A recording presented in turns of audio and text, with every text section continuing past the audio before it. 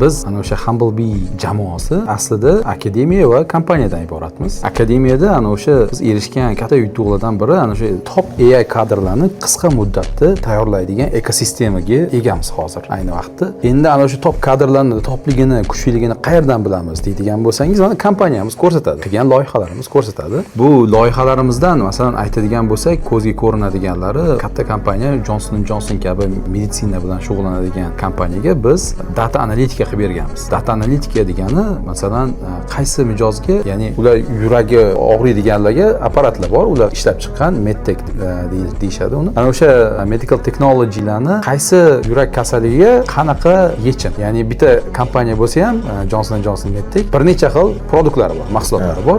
Endi masalan yurakda ham har xil kasalliklar bor. Masalan urmay qolishi mumkin, ba'zida tez urib olishi mumkin, ba'zida sekin urib olishi mumkin. Ular davolaydi va har xil yosh bor, har xil millat bor. Shu narsalarda ular bilmoqchi bo'lgan narsa kimga qaysi mahsulot mos keladi va qaysi kasalxonaga qaysi mahsulot mos keladi deb aytishgan. Bu ya'ni o'ta katta ma'lumotlar bazasi bor u yerda. Hamma butun dunyo bo'ylab sotishgan. Biz uni tahlil qilib turib, ana shu data analitika, sun'iy intellekt bilan ularga xulosalar chiqarib beramiz.